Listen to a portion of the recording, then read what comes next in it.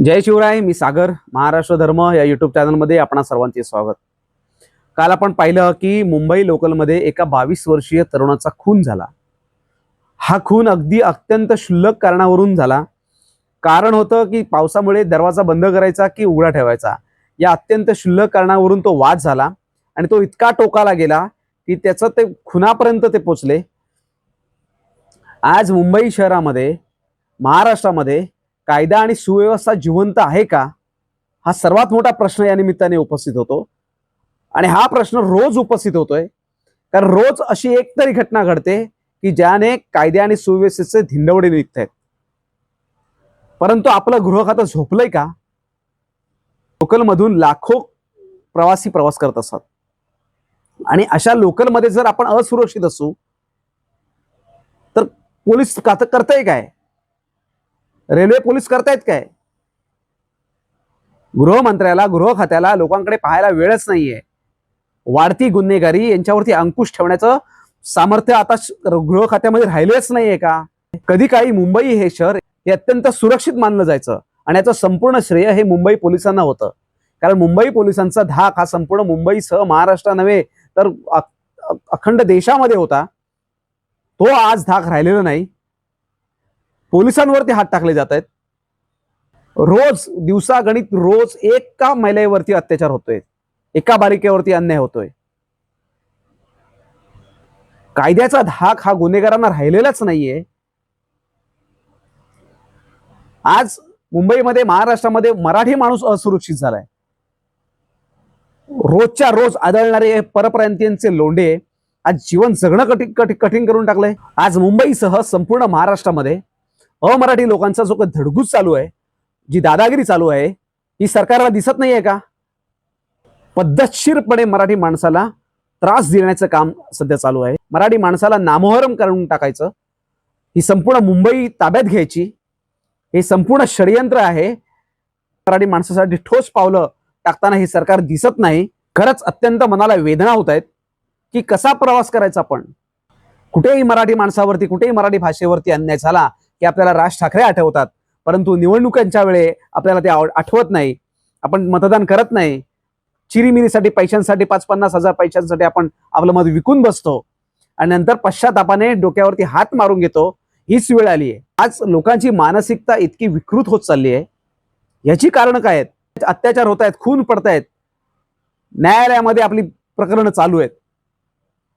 न्याय मिळण्यासाठी 10-10 वर्ष, 15-15 वर्ष, 20-20 वर्ष वाट पाहावी लागते. कसली न्याय व्यवस्था आहे?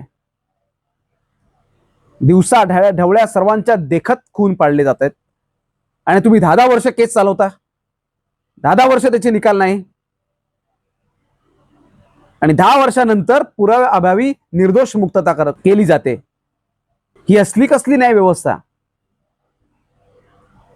आणि म्हणून अण्णाभाऊ साठेंनी त्यावेळी न्याय व्यवस्थेवरती जे ताशेरे ओढले होते ते अत्यंत समर्पक आहेत असं मी म्हणतो. ही न्याय व्यवस्था काही कांची रखेल झाली आहे.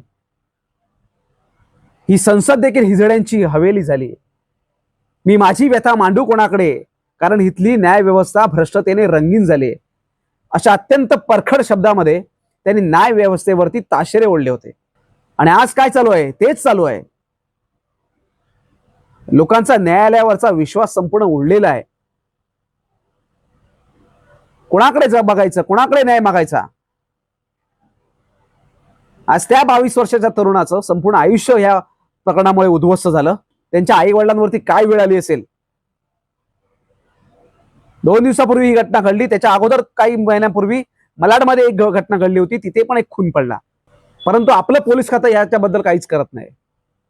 अजूनपर्यंत गृहमंत्र्यांचं एकही वक्तव्य या संदर्भामध्ये आलेलं नाही. आज लोकलमध्ये प्रवास करत असताना बॅगेमध्ये जर आपण सुरी ठेवत असू, जर चाकू ठेवत असू, माझं तर सरळ म्हणणं आहे की तुम्ही सरकार चालवण्यासाठी लायक नाही आहात. जर इथले नागरिक, इथली जनता, इथला मराठी माणूस स्वतःच्या राज्यामध्ये जर सुरक्षित नसेल, तुम्ही त्यांना सुरक्षा देऊ शकत नसाल,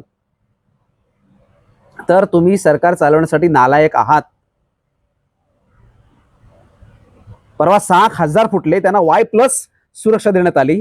परंतु माझा सामान्य माणूस, मराठी माणूस असेल किंवा सामान्य जनता असेल, त्यांना कधी सुरक्षा देणार? याच बेईमान गद्दार खासदारांना तुम्ही सुरक्षा देताय आणि सामान्य जनतेला वाऱ्यावर सोडलंय. गृहमंत्र्यांनी राजीनामा दिला पाहिजे. नैतिकता तर शिल्लक नाहीच आहे, परंतु थोडी तरी काय लाज लज्जा शरम असेल तर आपण राजीनामा द्यावा. सुसंस्कृत महाराष्ट्र होता, या महाराष्ट्राचा बिहार करून टाकलाय अक्षरशः या नादान लोकांनी. उत्तर प्रदेश करून टाकला आहे.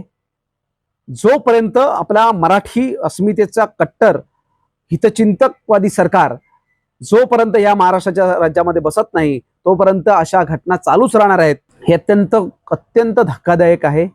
दिवसागणिक अन्याय अत्याचार गुन्हेगारी ही प्रचंड वाढत आहे. सरकारने जागं व्हावं. संपूर्णपणे हतबल आहोत आपण काहीही करू शकत नाही.